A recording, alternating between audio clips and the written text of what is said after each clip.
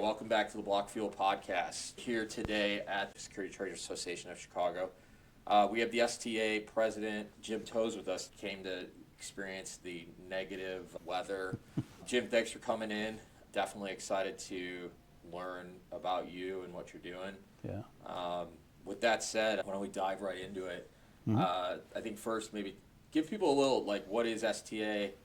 And then a little background about yourself. Sure. STA is a trade association. We've been around for over 90 years. Where we're different than most associations is that our members are individuals who are employed in the financial services industry, whereas most associations, it's the firm. And that kind of makes us very different because a lot of the content and a lot of our events that we run are geared more towards how can we make the everyday life of somebody in our industry a little bit easier. Yep. Let's give them a networking event where they can get some education on upcoming trends, put them in the room with other people, their peers, so they can just learn more about it. I've been a member of STAC myself here in Chicago. I mean, I think I got into it about 15 years ago. Right. And I've done different advisory roles and things like that for the organization. But it's definitely interesting how the market continues to evolve. Little about your background. How did you? Let me just follow up on that one point. So we do have, as you talked about, this is STA Chicago. Yeah. We have around 20 more of these, right? So what happens is when you join, if you are employed in Chicago, when you become a member of Chicago, you become part of the national organization.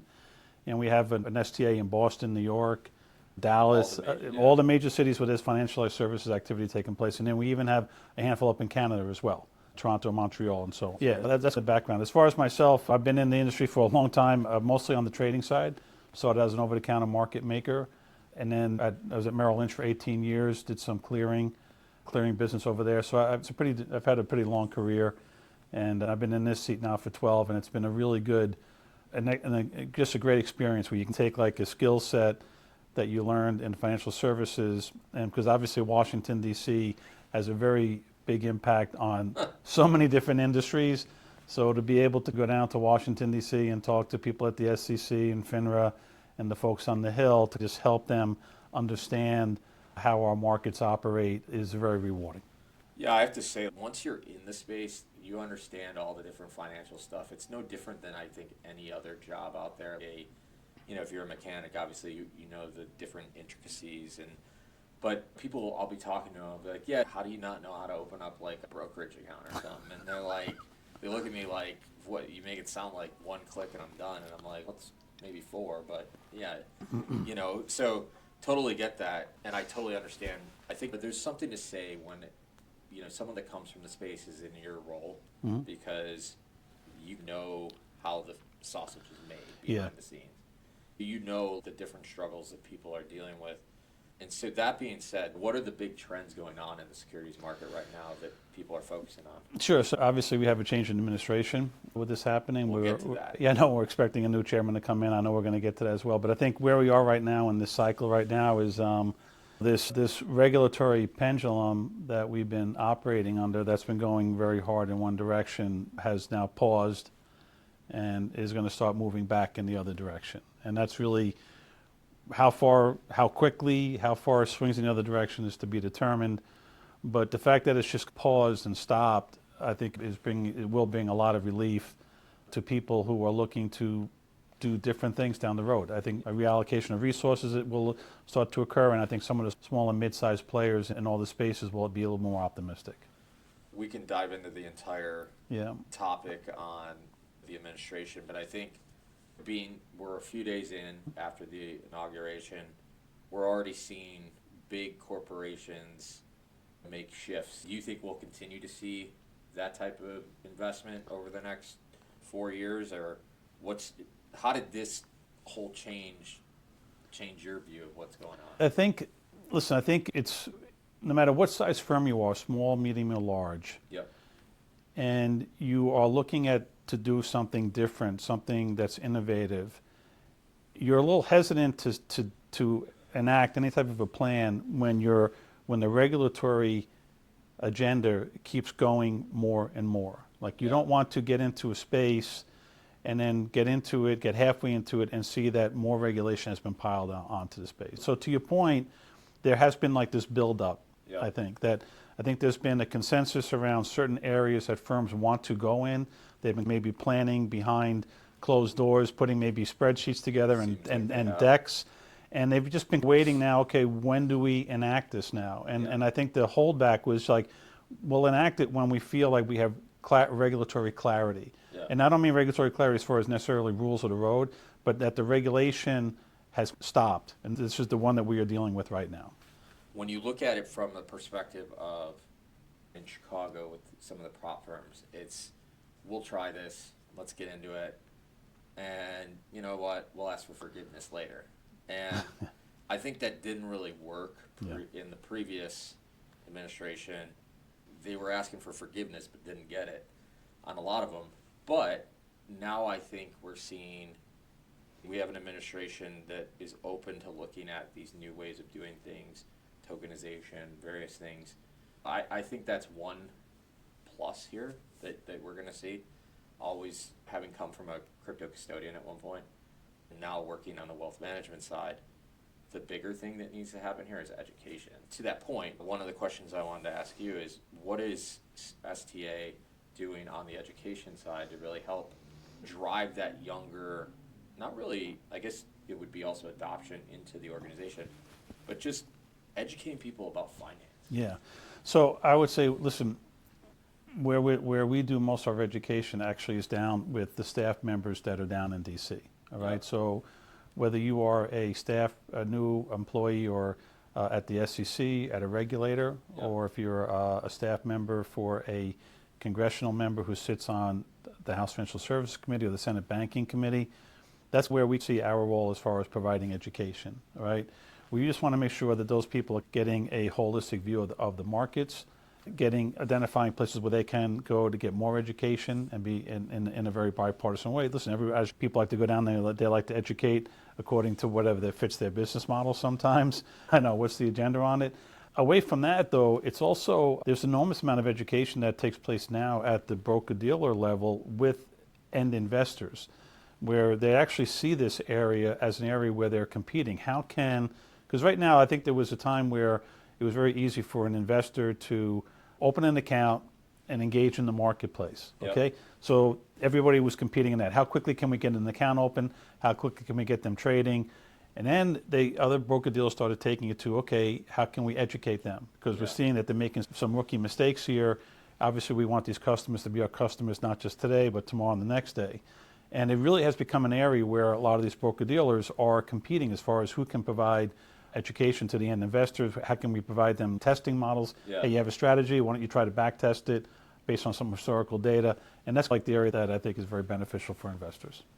No, I agree. And when I look at this, I look at one of the key things that we're starting to see is there is younger participation in DC.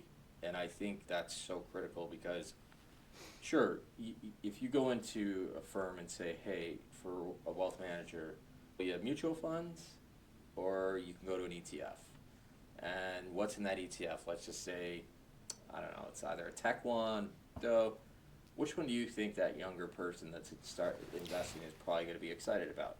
I think that's the thing I'm seeing is now you're seeing tech really coming more into, we've seen this being in the space, how much technology has really come into this space. It's flipped this space upside down on everything where you started, and where I started on the floor, those are gone. Yeah, and the tech, as far as like young investors go, it also has enabled firms to open up for customers to come in with very low account balances. You know, when you read a lot of these reports on young investors today, their ability to open up an account with a little bit of money is what they find very attractive, and that can only be achieved, obviously, if you have really good technology here. Firms like Investify, I know they're working with credit unions, community banks, encouraging people to invest with as little as $5. I was just reading an article today. They said starting in '95, E-Trade came out and let you do $14.95 trades or something. Like, if you told somebody a trade was $14.95 today, I don't know what they would do, but it wouldn't go well. They wouldn't be trading. Correct. They wouldn't be. Correct. They did too much. Now, I know the broker dealer They look would at love that. It just shows you how much price compression, and with that price compression, has it's opened up a lot more Yeah. ability to get information out. Like you said, you touched on it with technology, right? And the ability that a broker dealer can start and offer the ability for someone to come in and open an account with little money. And now, I don't care what business you're in, that involves a retail element to it. If I'm competing with you for the customer, I want to get them as early as I can in their life cycle. I want them to come to me first, and then if I have a good service, I will keep them for their entire life. Yeah. And that's really how that's the I mean, longer that's term been plan the here. game at all of And these everything, firms. yes. If you look at any of the big custodians that have been out there, once that money comes in, they have made it pretty hard to get the money out. There's a lot of steps you have to go through usually. And I don't think that's not by design, because you obviously they make money on your assets. Yeah. That's how they make money. But that being said, I mean, what have you done in digital assets or cryptocurrency? Me and you were talking about this prior, but Right. are you involved? I think you said your son is dabbled in it. Yeah, my son has dabbled in it. I'll leave it at that. Yeah. But listen, I wasn't going to, I really, for me personally, I wasn't going to, I was excited to see the first Bitcoin ETF because that was the first time I really felt somewhat comfortable Yeah. having some exposure to Bitcoin was through the ETF wrapper. Absolutely. So that's an example around it. I was always concerned with those cold wallets of losing my passcode and my ID. I was a little concerned about that. I think that, listen, our exposure to this has been really, as an organization, has really come from probably, I'll take it back to just 2019, where crypto was obviously digital assets, blockchain was really moving pretty quickly, and Yeah. it was very robust back then. And we were seeing a good amount of traditional finance people that were members of STA that were transitioning their careers in very senior roles, by the way. We're not talking people who get let go from a compliance spot, Right. taking any role at a crypto. These were senior people with very good understanding of financial markets, the plumbing, the technology. They had built major platforms. They had left the financial services industry to go into transition their careers into crypto in 2019. And then obviously the world fell apart a little bit with the COVID and so on. So we're looking to get back to 2019 as an organization with reconnecting with those folks to see what we can do. Yeah, we've lived that on the banking side. Yeah. Having worked at a custodian. The thing I'll say, I mentioned this to you before, but we were in the news this morning. You had Bank of America, Brian Moynihan. Mhm. He says we're basically signaling like they're going to open up for crypto. It's just a matter of time. And I think for a lot of folks like myself, you're looking at it going, man, you've been saying that like this was the path forward. There's always going to be bad actors in every single space you go into. We've seen bad actors in the equities market. Take your pick of which person you want to bring up. Yeah. But that being said, I think it's great to see the progression. And I also think something that really struck me that is important to you is getting the younger audience involved with STA, Mm-hmm. because that younger audience is really what's going to drive things forward long term. And the market's changing, and as it changes, I think a lot of organizations are having to realize we got to move fast. Like we're in a 24-hour market everywhere here now. Yeah. It's not, the market's closed. There's a market open somewhere, and one of the panels actually was around 24-hour trading. Yeah. And I think I told you this. I saw that panel. I was like, 24-hour trading, that's normal on the crypto side. That being said, you alluded to it, but wrapping up here, like in 2025, what are you seeing? So I have three things I want to respond to what you just said there. So one of the Brian Moynihan comment, I think that some of these larger banks, obviously, they have a very global perspective on this. And I think it was even brought up on one of the panels earlier today that I think that there is an appreciation for Bitcoin and other cryptocurrencies in countries outside the U.S., like South America, right? Those countries that don't really have a stable banking system like we have here in the U.S. So I think that maybe that's something that Brian Moynihan and other CEOs that have that global view saying, wow, this is a much bigger story than just the U.S. Yeah. As far as the market structures here, like we have options trade in a different market structure than equities, and it's a little bit different than ETFs. And these market structures on how things trade in them, they have an influence on each other. And we are seeing a big impact with the market structure or lack of market structure in crypto on our traditional markets here. Oh, yeah. And you touched on it right there, that you can trade these cryptocurrencies 24 hours a day. You can buy $10 worth. You don't have to buy one coin, Yeah. right? You can't buy a half a share of Tesla. There was a time when you could not buy a half a share of Tesla.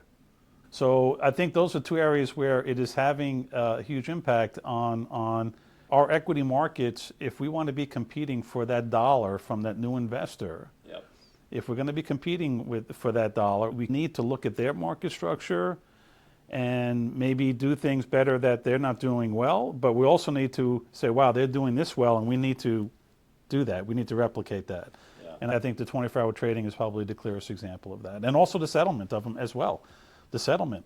It's pretty crazy because I look at it from, I started in the derivative side of Yeah. the world. And on the futures side, so like Monday, Inauguration Day, markets were open in the morning on the future side. And Yeah. but then they halted until I think 5 o'clock or something, but because it was a federal holiday. But that said, there's a lot of days where the equities market's closed or the bond market's closed. Yeah.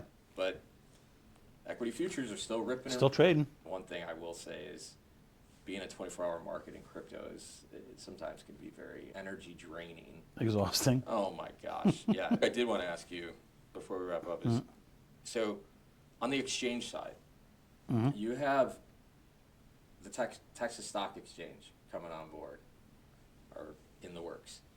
And then you've had a couple other ones try and pop up. You think we're going to see, because we saw consolidation for a while, and now it's, hey, maybe there's opportunity to expand more. Yeah, so I would say that we've seen consolidation in certain areas. Like we've seen consolidation in asset management industry, market making. There's been a consolidation dramatically in that, but there has not been we've seen a proliferation of new broker deals coming on as far as offering these retail platforms for folks to trade, and we've also seen a proliferation of exchanges. So we've seen consolidation in some areas, and we've seen expansion in other areas. Listen, as far as I'm not going to really comment necessarily on the Texas Stock Exchange, but we have seen new ones coming on and competing. It really goes on a one-off. What's the value add that they're bringing into that's not already there? They're going to have to come in. It's so easier to become an exchange trader than it is become a market maker. I don't know. I don't really feel really good about that as somebody who used to make markets in the security on it. But I guess the market will figure it out for itself at some point to shake it out. But I mean, good luck to anyone coming into the space. Yeah, I was just going to say, you're coming into you got some heavyweights with some big backings. And I would never say never, because I think we've seen. No, you can't. How many of these companies have we seen historically? Who would have ever thought 25 years ago Sears was going to be gone, or big conglomerates were going to be like tipped upside down? Yeah, it's happening. Yeah. Jim, thanks for coming on. Yeah, no, thank you. Thank you for the time. All right. Enjoy the cold weather here in Chicago. Oh, yeah, I love it. No, it's great. We don't have any ski hills, so sorry. You have to look at the lake, frozen. And my skiing days are gone. Yeah. All over. But thanks, everybody, for joining us here on the Block Fuel Podcast.